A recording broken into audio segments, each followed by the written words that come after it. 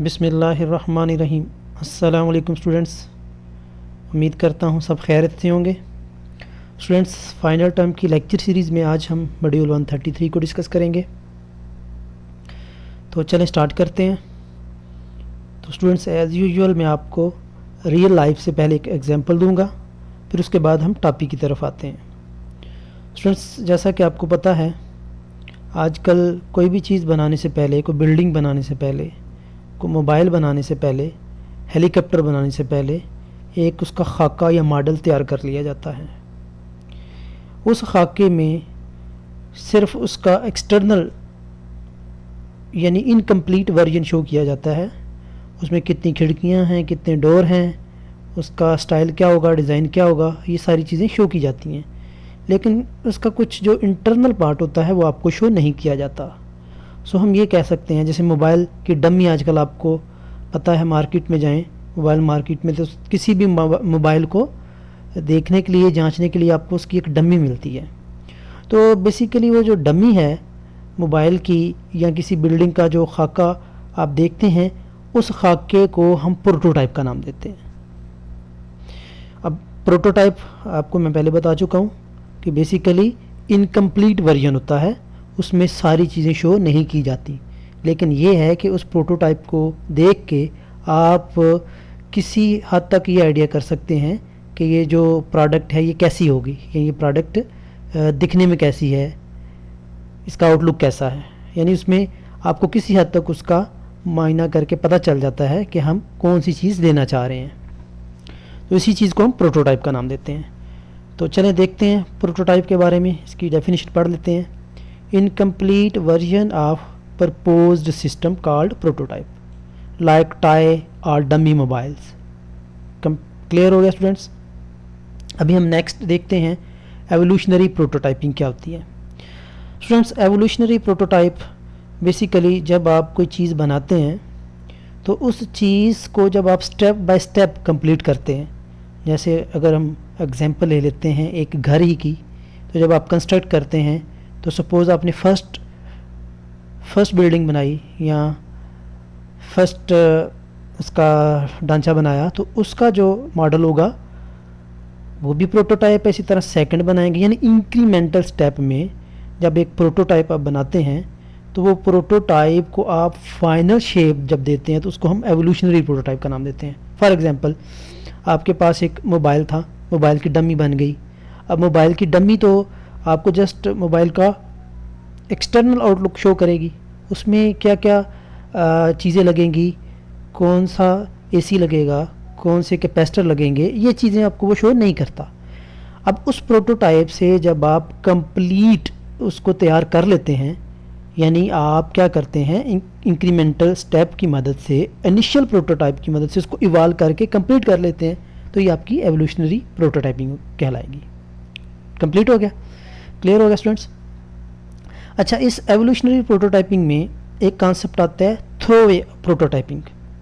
ये basically software में use होता है। अगर इसको हम रियल लाइफ से भी समझना चाहें तो आप समझ सकते हैं। सपोज स्टूडेंट, आपको एक कस्टमर कहता है जी मुझे फ़लाँ टाइप का मोबाइल चाहिए, उसमें ये चीज़ें होनी चाहिए।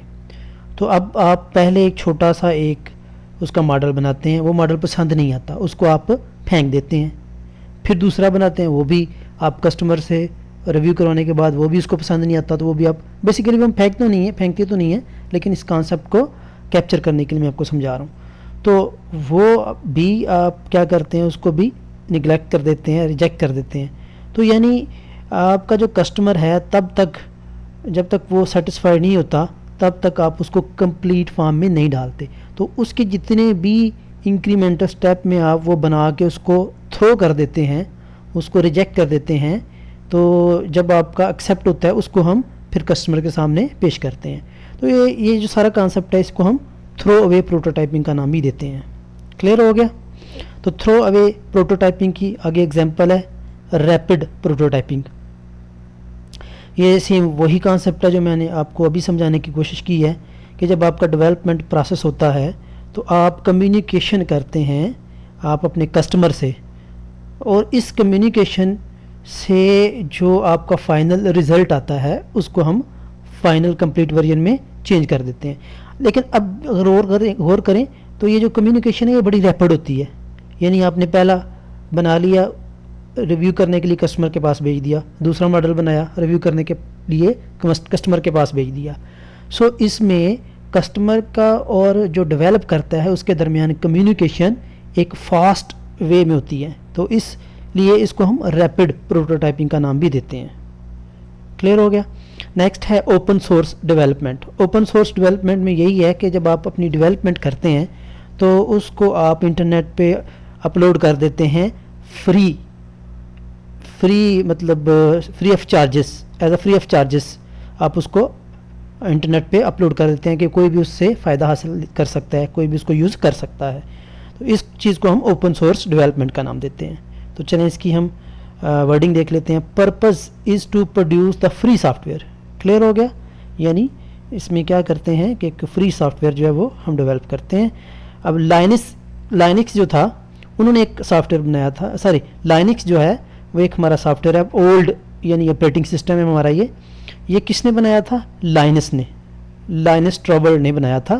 तो ये भी एक फ्री या ओपन सोर्स डेवलपमेंट सॉफ्टवेयर था। ठीक है। यही नेक्स्ट लाइन में भी यही उसने बोला हुआ है कि एक सिंगल अथॉरिटी इसको बनाती है, उसको राइट करती है और उसको इंटरनेट पे अपलोड कर देती है। ठीक है।